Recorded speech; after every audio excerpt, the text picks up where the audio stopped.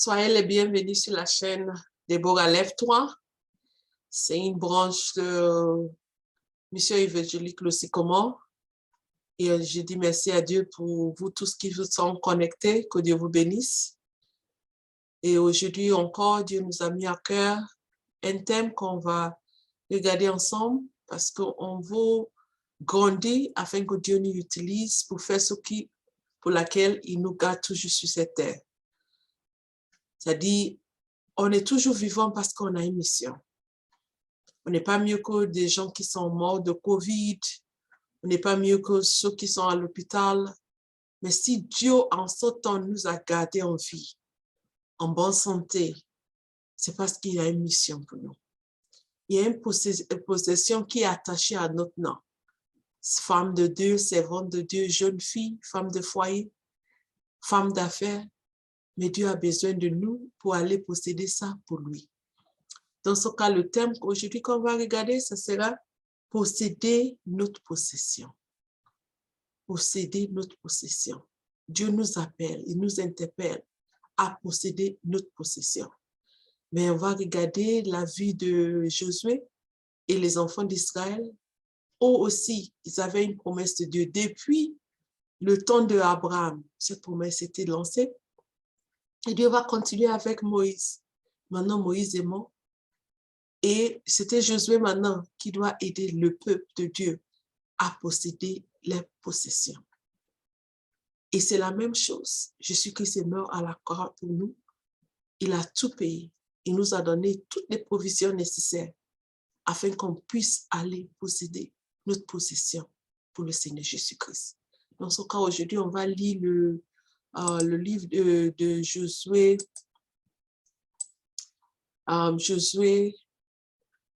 Josué 3, versets 1 à 17. C'est Josué 3, versets 1 à 17. Mais nous, je vais lire 1 à 5 et après, on va prendre certains versets pour nous aider à vraiment faire ce que Dieu nous a dit de faire. Dans ce cas, Josué 3, versets 1 à 5, Josué s'étant levé du bon matin, parti de Sittim avec tous les enfants d'Israël. Il arrive au Jourdain et là, il passait la nuit avant de le traverser. Au bout de 3 jours, les officiers parcoururent le camp et donnaient cet ordre au peuple. Lorsque vous verrez l'arche de l'alliance de l'Éternel, votre Dieu, portée par les sacrificateurs, les Lévites, vous partirez du lieu où vous êtes et vous vous mettez en marche après elle. Mais il y aura entre vous et elle une distance d'environ 2000 coudées, n'y approchez pas. Elle vous montrera le chemin que vous devez suivre, car vous n'avez pas encore passé par ce chemin. Josué dit au peuple, sanctifiez-vous, car demain l'Éternel fera des prodiges au milieu de vous. Amen. Dans ce cas, le thème est posséder notre possession. Comme j'ai dit, chaque femme de Dieu a une possession. Il y a des femmes de Dieu, les possessions, c'est les foyers. Il y a des femmes de Dieu, les possessions, c'est les enfants. Il y a des femmes de Dieu, les possessions, c'est les affaires que Dieu les a données de faire parce que Dieu a besoin de ces ressources pour financer son œuvre, pour faire avancer son royaume. Chaque bénédiction que Dieu nous donne en tant qu'enfant de Dieu, c'est pour l'avancement de son royaume. Il y a certaines femmes, notre possession, c'est les âmes perdues. Il y a des âmes perdues là où tu es. C'est-à-dire, Dieu t'appelle à l'évangélisation. Mais il y a des autres femmes aussi, Dieu nous a appelés pour partir posséder les nations pour lui. C'est ça maintenant la mission arrive. Dans ce cas, quel que soit là où Dieu t'a mis, quelle que soit la possession que tu as, Dieu t'a déjà donné toutes les provisions nécessaires pour que tu puisses aller posséder ça. Mais on va regarder comment les enfants d'Israël ont pu traverser le Jourdain qui fait comme un obstacle devant eux afin qu'ils puissent partir posséder les possessions. Parce qu'on doit réaliser qu'on a un ennemi. L'ennemi ne peut pas rester les bras croisés et il va nous laisser posséder notre possession. Il va mettre devant nous les montagnes. Il va mettre devant nous les Jourdains. Il va mettre devant nous les situations. Et la vie même il y a des difficultés aussi qui vont venir de la vie, qui va venir de certaines situations de notre passé, de notre famille, des personnes que l'ennemi peut utiliser pour nous empêcher à atteindre notre possession. Et à cause de ça, on va tirer des leçons ici. Comment les enfants d'Israël ont pu traverser le Jourdain, qui était comme une situation impossible devant eux, afin qu'ils puissent posséder. Parce qu'il ne faut pas, leur possession était à l'autre côté. Mais il y avait le Jourdain devant eux. Servant de Dieu, quel Jourdain qui est devant toi, qui t'empêche à posséder ta possession? Quelle situation qui l'ennemi te présente, qui est comme c'est l'impossible? Parce que si on voit, on regardait le verset 16, il dit les eaux qui descendent, je suis toujours dans Josué 3, verset 16, les eaux qui descendent d'en haut s'arrêtent. Avant ça même, elle a dit, il y a un verset qui nous parle que le Jourdain était à un déborde. C'est-à-dire, c'est comme si c'était impossible parce que c'était le temps de la moisson, le Jourdain déborde. C'était impossible, même si les enfants d'Israël voulaient partir avec un bateau. C'est comme si c'était important. C'était impossible. Pourquoi? Parce que la Bible nous a dit que c'était le temps de récolte et le Jourdain déborde. C'est-à-dire, c'est comme une situation impossible. Mais Dieu, par sa grâce, par son amour, parce que quand Dieu donne une promesse, il fait toujours un chemin, il ferait un chemin pour nous. Mais tout ce qu'on doit faire, c'est de suivre les instructions de Dieu à la lettre. Parce que si on ne suit pas des instructions de Dieu à la lettre, on ne peut pas arriver. Ce n'est pas parce que Dieu ne veut pas qu'on aille. Ce n'est pas parce qu'il y a des personnes qui disent, ah, Dieu m'a parlé, mais je ne vois pas des choses. J'ai pris le temps dans le jeûne et la prière et rien ne change. Quand on prend le temps dans le jeûne et la prière, Dieu nous donne les instructions. Mais si on ne suit pas ces instructions, on ne peut pas arriver pour posséder nos possessions. Imaginez si quand Josué, Dieu les avait donné la promesse, si on voit des chapitres avant ce chapitre 3, Dieu les avait dit qu'il a déjà donné. Mais maintenant, Dieu va les donner étape par étape des instructions à Josué pour donner à des enfants afin qu'eux, ils puissent respecter ça. Et parce qu'ils vont respecter ça, Dieu va les aider. Et le verset que j'ai cherché, c'était le verset 15. Quand les sacrificateurs qui portaient l'âge furent arrivés au Jourdain et que les pieds se furent mouillés au bord de l'eau, et il dit, le Jourdain regorge par-dessus toutes ses rives tout le temps de la moisson. Dans ce cas, Dieu dit, c'est le temps de partir posséder votre possession. Et la Bible même nous dit que c'était le temps que le Jourdain regorge par-dessus toutes ses rives tout le temps de moisson. Dans ce cas, les enfants allaient dire que, dans ce cas, on va attendre le temps de moisson. On ne peut pas partir maintenant. Et alors, parce que le temps de Dieu, c'est le temps, si Dieu dit c'est maintenant, c'est parce qu'il nous a déjà dévancé. On va voir comment ils ont fait, on va apprendre de leur vie, comment ils ont fait pour traverser le Jourdain, pour pouvoir posséder les possessions. Et on va voir, avant de revenir sur Josué pour voir les étapes, on va partir à Abdias. Abdias 1, verset 17. Le livre de Abdias 1, verset 17, il dit, mais le salut sera sur la montagne de Sion. Elle sera sainte et la maison de Jacob reprendra ses possessions. C'est-à-dire, c'est le temps de Dieu. Le temps que Dieu annonce que c'est le temps qu'on doit, il dit la délivrance, le salut. Il y a certaines personnes qui parlent de délivrance, il y a certains qui parlent de salut. C'est le temps que Dieu a fixé pour nous. C'est dit, mais le salut sera sur la montagne de Sion. Elle sera sainte.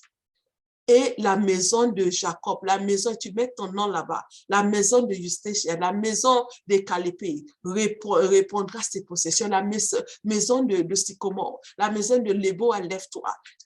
Mettez votre nom là-bas. C'est le temps, Dieu a déjà prononcé ça. Et si on va sur Michée Michée 4, verset 13. Dieu nous donne encore une promesse. Ça dit, c'est parce que s'il y a quelqu'un qui dit, ah, peut-être ça ne me concerne pas. Peut-être c'est la femme du pasteur seulement que ça concerne. Peut-être c'est les servantes de Dieu que ça concerne. Non, maman.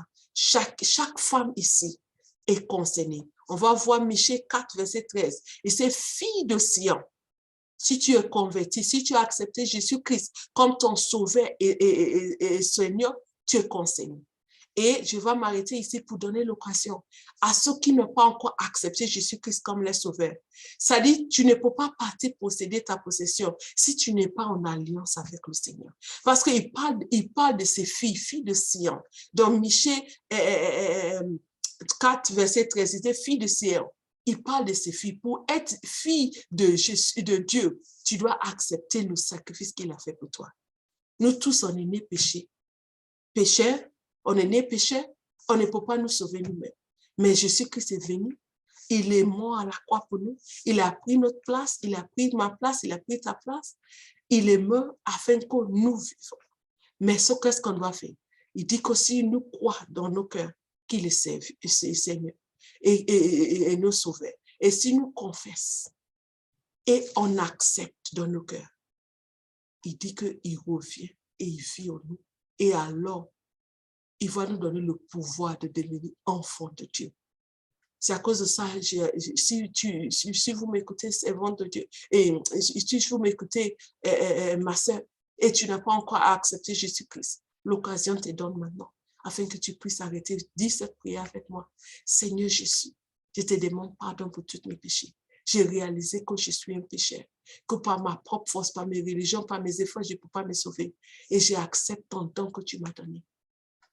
Viens et prends ma vie. Au nom de Jésus, amen. Si tu as fait cette prière, maintenant pour continuer, parce que tu fais partie de cette promesse, de cette fille de Sion, parce que Dieu dit qu'il t'a donné le pouvoir de devenir enfant de Dieu. Maintenant, il dit, fille de Sion, on continue de lire Michée 4, verset 13. Fille de Sion, lève-toi et fous. Je te ferai une couronne de fer et des ongles d'arrêt. Et tu boiras de peuples nombreux. Tu consécreras les biens à l'Éternel, les richesses au Seigneur et au Seigneur de toute la terre. C'est une promesse que Dieu t'a donnée. C'est un travail que Dieu t'a donné. Il t'a appelé sa fille. Parce que nous tous maintenant, si tu as accepté Jésus-Christ, nous tous, nous sommes des filles de Dieu. Il nous dit de temps de se lever. Comme les enfants d'Israël, on les a dit, c'est le temps maintenant de partir posséder vos possessions. Le temps de fouiller et le fouiller. Il dit, il nous a fait comme une corne de fer et des ongles d'arrêt. Tu boirais de peuples nombreux. Tu consacrerais les biens à l'Éternel. Les biens, c'est quoi? C'est les âmes. C'est les âmes. Quand tu vas partir là où Dieu te dit de partir, quand tu vas évangéliser, tu vas partir en mission, tu vas consacrer ces âmes à l'Éternel, les richesses au Seigneur de toute la terre. Ça, c'est la promesse que Dieu nous a donnée. C'est le travail que Dieu nous a donné. Maintenant, on retourne sur Josué 3, c'est 1 jusqu'à 17. Et maintenant, on va prendre les sons qui les a aidés à traverser le Jourdain pour partir posséder les possessions. Première chose qu'on voit ici, on voit ça dans le verset 4. Il dit, mais il aura entre vous et elle une distance. On parle de l'âge de l'Éternel. On ne peut pas traverser le Jourdain pour partir posséder notre possession si on n'a pas la présence de Dieu. C'est-à-dire, l'âge devait être devant eux. Et ici, il dit, elle vous mettra une distance environ 2000 coudées. Pour nous maintenant qui sommes des filles de Sion, filles de Dieu, on n'a pas besoin d'avoir une distance. Pour eux, ils n'étaient pas encore rentrés en alliance pour avoir la vie éternelle. Dans ce cas, parce que l'Esprit de Dieu n'était pas haut, il fallait pas qu'il reste très proche de la présence de Dieu. Mais nous, aujourd'hui, par Jésus-Christ, la Bible dit, il fait de nous des nouvelles créations. Nous sommes des nouvelles, quand on accepte Jésus-Christ. Si quelqu'un est en Christ, c'est une nouvelle création. Toutes choses sont passées, toutes choses sont devenues nouvelles. Maintenant, nous, on n'a pas besoin d'avoir même une distance entre nous et la présence de Dieu. Nous, on doit rentrer. Le voile a été déchiré. L'accès libre nous a donné. On doit rentrer dans la présence de Dieu. Dans ce cas, le premier point, c'est la présence de Dieu. On ne peut pas traverser le Jourdain qui est devant nous, surmonter tous les obstacles, quel que soit si c'est les obstacles financiers. Ton Jourdain peut être tes finances. Ton Jourdain peut être la santé. Ton Jourdain peut être les manques et des choses. Quelle que soit la situation que Dieu t'a dit et de surmonter, afin que tu puisses aller posséder ton possession. Tu ne peux pas traverser ça sans la présence de Dieu.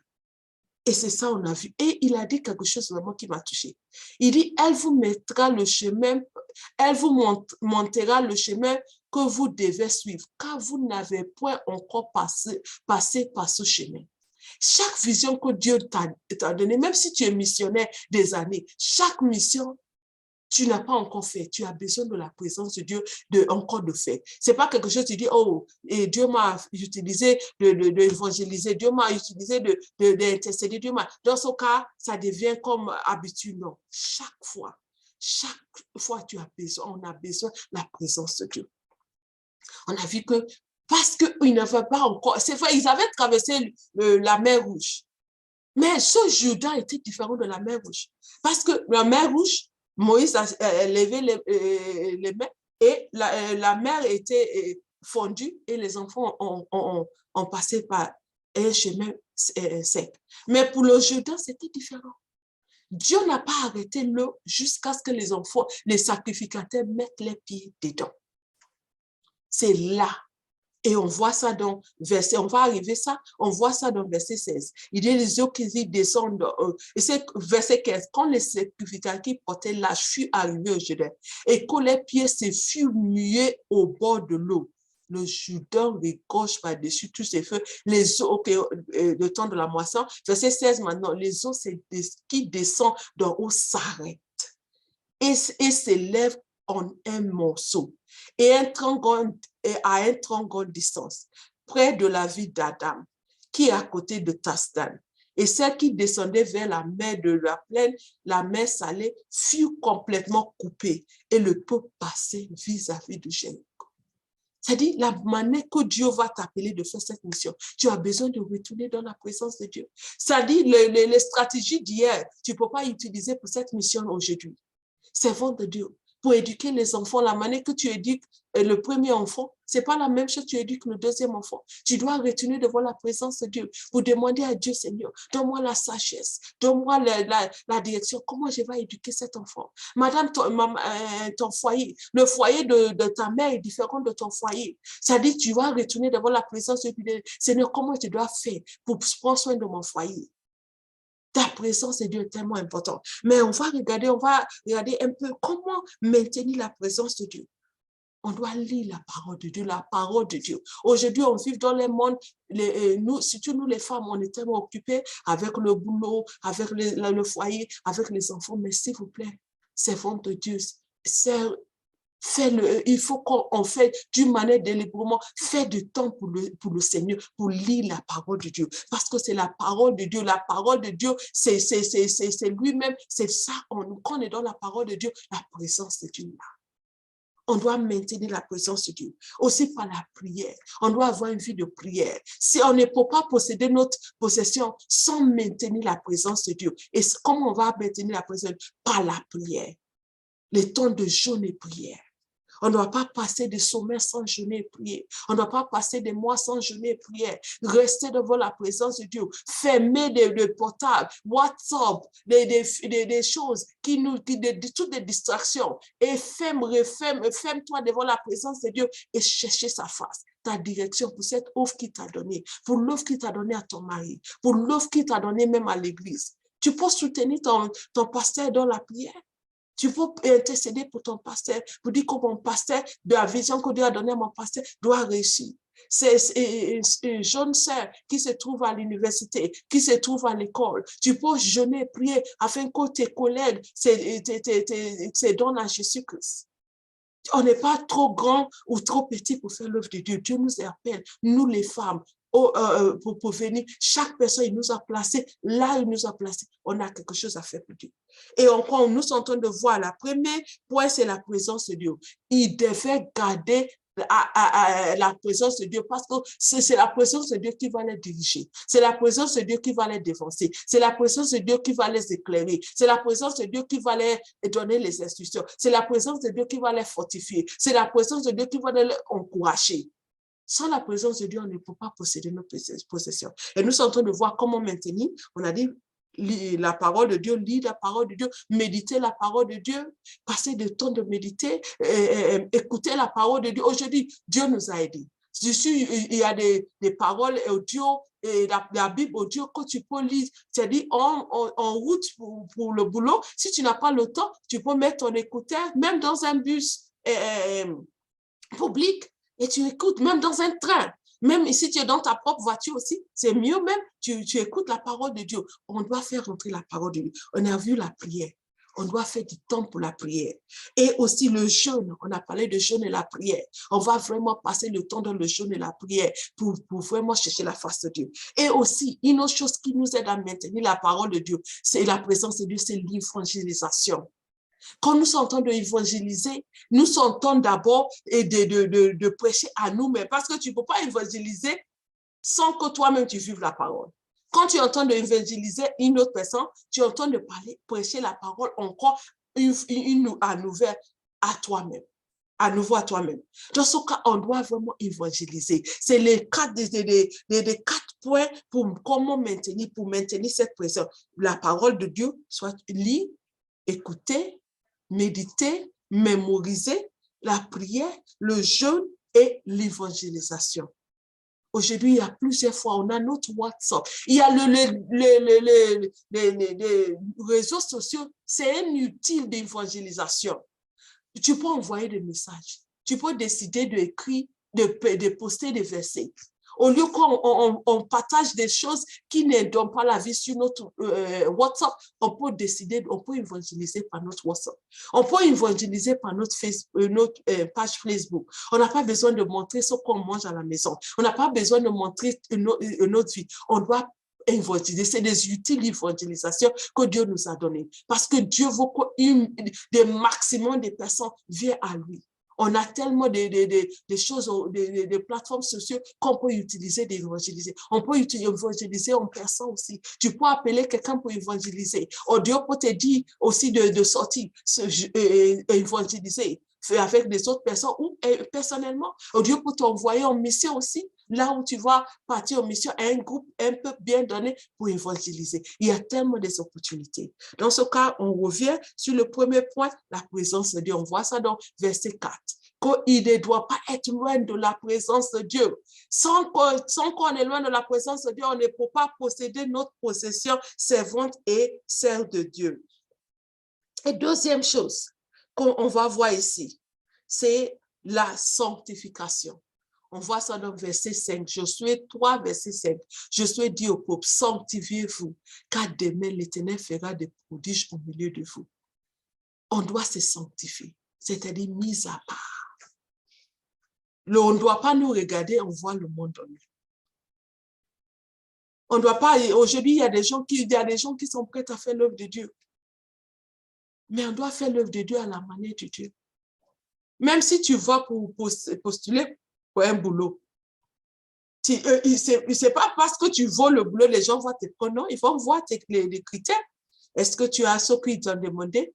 Est-ce que ça? C'est la même chose avec Dieu. On ne peut pas vivre dans le péché, on va faire l'œuvre de Dieu. On ne peut pas dire qu'on est chrétien, mais on ne vit pas pour lui. Sa sanctification, c'est séparé. On a vu dans Abdias 1, verset 17, il parle de la sainteté. Je retourne là-bas. Dieu dit, mais le salut sera sur la montagne de Sion, elle sera sainte.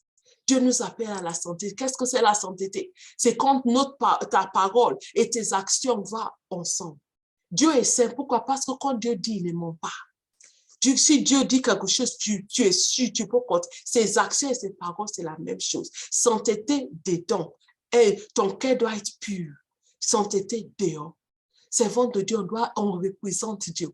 Un ambassadeur ne va pas là où il veut. Un ambassadeur ne mange pas ce qu'il veut. Un ambassadeur ne s'habille pas comme il veut. Un ambassadeur ne vit pas comme il veut. Le jour qu'il devient ambassadeur, il vit, il représente le pays. Dans ce cas, il ne parle pas comme il veut. Il n'agit pas comme il veut. Il agit, c'est parce qu'il sait qu'il représente son pays. C'est la même chose avec nous.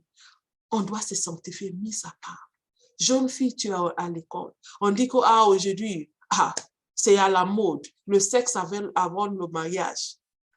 Tant que je suis convaincue que c'est le frère, on peut avoir le sexe avant le mariage. C'est pas parce que tout le monde accepte ça, ce qui fait que c'est vrai.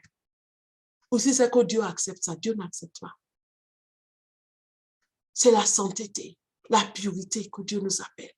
On ne peut pas partir posséder notre possession. On vit comme le monde vit. On fait des compromissions. On ment.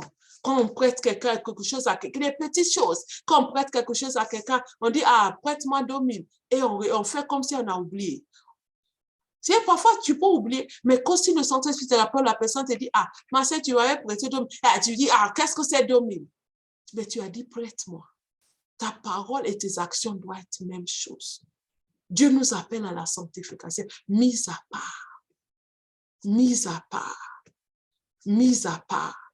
J'ai parlé avec quelqu'un qui a fait le divorce et la personne me disait que, franchement, j'avais posé la question à la personne, est-ce que tu ne voyais pas certains indices avant le mariage? Elle disait que oui, je voyais certains indices, mais je voulais me marier. C'est pas parce que tu veux se marier que tu dois maintenant abaisser tes standards. Le standard de Dieu reste toujours le standard de Dieu.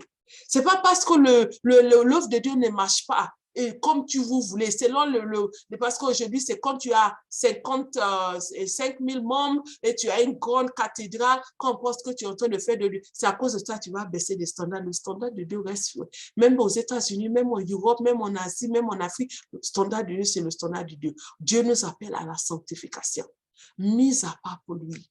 Quand le monde nous regarde, il ne dit, je ne sais pas s'ils sont chrétiens, je ne sais pas. Mais quand le monde nous voit, il voit un peuple mis à part. La Bible dit en Daniel, Daniel a décidé, ne peut pas se souiller des choses que le roi donne.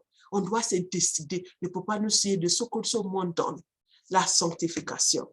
La sanctification.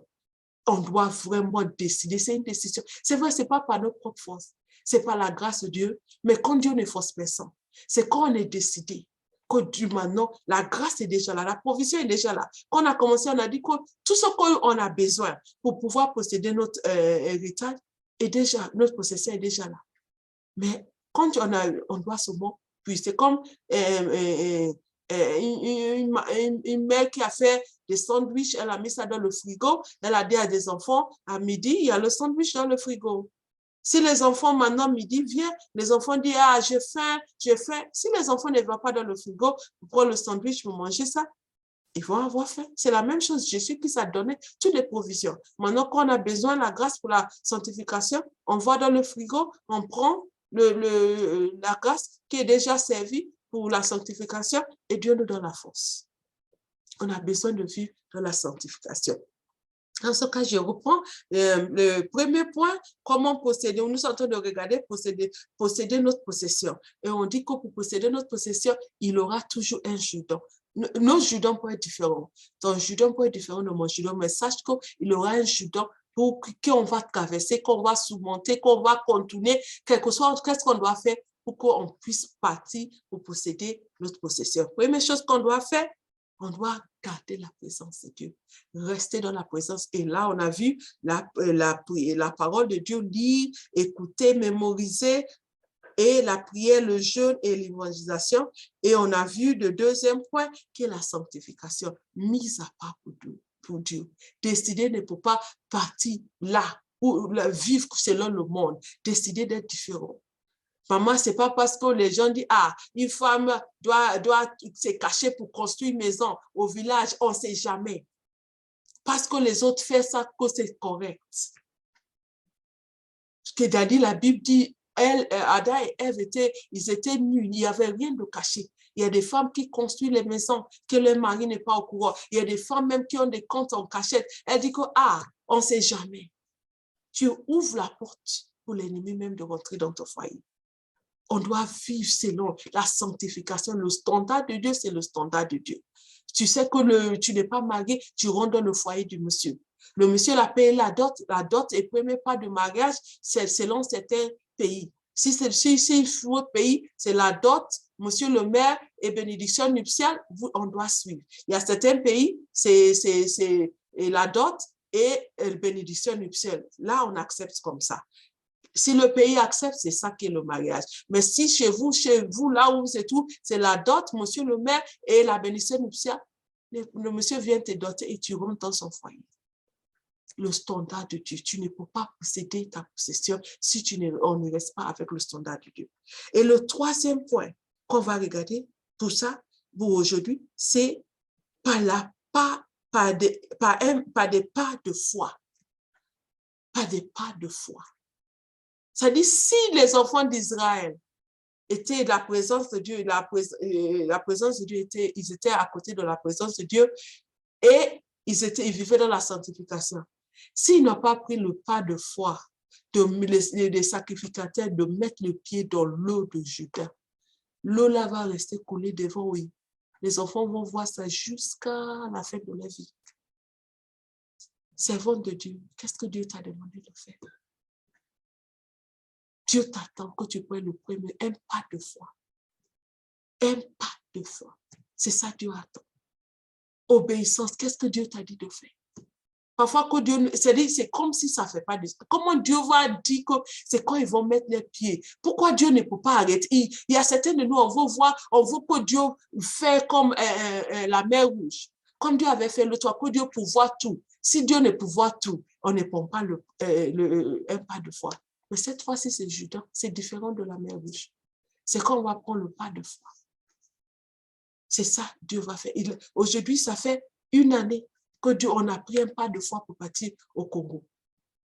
Quand Dieu nous a dit de partir, ce n'était pas facile. Il y avait tellement d'obstacles. Nos passeports ont fait le tour avec nos visas. Il y avait tellement de Judans, toute forme de Judans devant nous, avec des obstacles pour nous empêcher d'aller. Il y avait des temps où on s'est dit, peut-être ce n'est pas la volonté de Dieu, c'est à cause de ça, tout ça. Parce que c'était un voyage missionnaire avec toutes les couleurs qu'on n'a jamais vues dans tous nos voyages missionnaires. Mais grâce à Dieu, on a pris le pas de foi. Si on avait prié dans notre maison, on avait jeûné, on a fait tout, on a même envoyé nos passeports pour le visa à Washington. Le pasteur, c'est vrai que le pasteur a fait le tout, mais le pasteur, si le jour J, le 13 janvier 2021, on n'avait pas quitté notre maison, arrivé à l'aéroport, fait notre enregistrement, rentrer dans l'avion, arriver à Paris. Même si on avait arrivé à Paris, même on dit, non, on retourne, on n'allait pas arriver au Congo. Mais on a pris le deuxième mois à l'arrivée. C'est là, c'est sur pas de foi. On ne connaît personne au Congo. C'était la première fois qu'on partait là-bas. Toutes les personnes qu'on connaît, c'était au téléphone et par Zoom seulement qu'on les connaissait. Mais Dieu nous a convaincus d'y aller. C'est vrai, c'était comme c'est impossible devant nous. Quand on fait mettre sur Google la ville le plus insécurisée du monde, Congo, Kinshasa vient. Seigneur, pourquoi tu es là-bas, tu vas nous envoyer? C'est comme si, Seigneur, on ne connaît pas ces personnes. Si on arrive là-bas, ça tourne mal. On retourne vers Dieu, mais Dieu dit, on a pris le premier pas de foi. Et aujourd'hui, des âmes, on regarde, parfois, on regarde ce que Dieu a fait au Congo, que Dieu continue de faire au Congo, on dit merci à Dieu. Des âmes étaient sauvées, des personnes étaient vraiment encouragées, des églises étaient implantées par des personnes. Il y a une église quand je suis partie prêcher, la femme passait, on n'a même pas fini le culte. Ils ont commencé à s'élever. Aujourd'hui, des gens, pourquoi? Parce qu'on a pris un pas de foi. Est-ce qu'on avait toutes les réponses? Non. Est-ce que on n'avait pas quelque part une petite peur? Bien sûr, parce que nous sommes humains. Mais on a compté sur la parole de Dieu. Et c'est quand on est parti, Dieu nous a protégés. C'était le temps où Covid était à battre son plein. Mais Dieu nous a gardés. Aujourd'hui, moi et mon mari, on est en train de louer le Seigneur ici. Tu dis, Seigneur, merci. Parce que tu nous as gardés. Tu nous as gardés. Tu nous as gardés. C'est la même chose que Dieu veut faire pour chacun de nous. Dieu veut qu'on prenne ce pas de foi. Si des sacrificateurs n'avaient pas pris ce pas de foi, et les enfants, je vais lire je vais commencer verset 14. Josué 3, verset 14. Le peuple sortit de ses tentes pour passer le Jourdain. Et les sacrificateurs qui portaient l'arche de l'alliance marchaient devant le peuple. Quand le sacrificateur qui portait l'arche fut arrivé au Jourdain et que les pieds se furent mouillés au bord de l'eau, le Jourdain regorge par-dessus toutes ses rives tout le temps de la moisson. Les eaux qui descendaient d'en haut s'arrêtent et s'élèvent en un morceau, à un très grand distance, près de la ville d'Aden, qui est à côté de Taster. Et celle qui descend vers la mer de la plaine, la mer salée, fut complètement coupée. Le peuple passa vis-à-vis de Juda. Les sacrificateurs qui portaient l'arche de l'alliance de l'Éternel s'arrêtent des pieds fermes sur le sec, au milieu de Juda, pendant que tout Israël passait à sec, jusqu'à ce que toute la nation eût achevé de passer le Jourdain. Dieu a besoin de toi et Dieu a besoin de moi. Dieu a besoin de vous. Il y a chaque possession qu'on a vu, on retourne sur Michel. Il y a des peuples qui nous attendent. Il y a des nations qui nous attendent. Même ton voisin, même t'attend que tu ailles faire le premier pas pour aller annoncer l'évangile. Dieu nous a dit, allez-y. Dieu nous en a pas dit, vas-y. Allez-y. Il n'a pas dit, viens. Il dit, allez-y. Allez-y. Allez-y. Allez vers tes voisins. Allez vers les nations. Dans ton boulot, prêchez la parole de Dieu. Vive la vie qui va encourager les autres à venir à Jésus-Christ. Qui va faire, aujourd'hui, j'ai parlé avec une servante de Dieu. Et elle disait qu'elle travaille avec une musulmane qui a commencé à lui poser des questions. C'est pourquoi la sœur a vu quelque chose de différent dans sa vie. Notre vie doit attirer les autres à lui. On prêche chaque jour, même si on ne ouvre pas nos bouches, notre action prêche. Qu'est-ce que ton action est en train de prêcher de Jésus-Christ? On a des possessions à posséder. Dieu nous a préparé le peuple. Je vais lire Michée 4, verset 13 encore. Fille de Sion, lève-toi et fouille. Je te ferai une couronne de fer et des ongles d'airain, et tu boiras de peuples nombreux. Tu consacreras les biens à l'Éternel, les richesses au Seigneur de toute la terre. Dieu même, c'est lui-même qui nous fait et qui te fera. C'est lui-même qui t'a donné qui nous donne le pouvoir. Il dit, tout pouvoir m'a été donné, je vous le donne. Et il nous a envoyés, aller partout et prêcher la parole de Dieu. Dieu a besoin de nous de partir posséder les nations pour nous. Les nations, ça peut être tes enfants. Tes nations, tes possessions, ça peut être tes enfants. Tes possessions, ça peut être ton mari. Tes possessions, ça peut être ta famille élargie. Tes possessions peuvent être tes voisinages. Tes possessions peuvent être ta vie. Tes possessions peuvent être ton boulot. Tes possessions peuvent être le marché là où tu fais des commerces. Tes possessions peuvent être des nations, des pygmées, des personnes perdues qui attendent que quelqu'un vienne les parler de Jésus-Christ. La Bible dit que cette parole sera répandue partout et alors la fin. Parce que Dieu ne peut pas les juger s'il n'a pas entendu.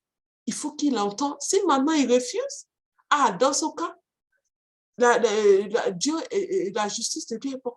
Mais s'il n'est pas, comment Dieu peut les juger pour quelque chose qu'il n'a pas entendu? C'est à cause de ça que Dieu a besoin de vous. Dieu a besoin de moi. Là où il nous a plantés, on a une possession à posséder. Et c'est quand on va rester dans sa présence qui va nous donner des stratégies adéquates. Et c'est là qu'il va nous donner des directions. C'est là qu'il va nous orienter. Et c'est là qu'on vivra par la sanctification et qu'on va prendre le pas. Tout ce que Dieu attend de toi, ma sœur, c'est de prendre le premier pas. Lui-même, il a déjà prévu le deuxième pas. Mais tout ce qu'il veut, que tu prends le premier pas pour partir posséder ta possession avec une foi ferme. Que Dieu vous bénisse. Amen.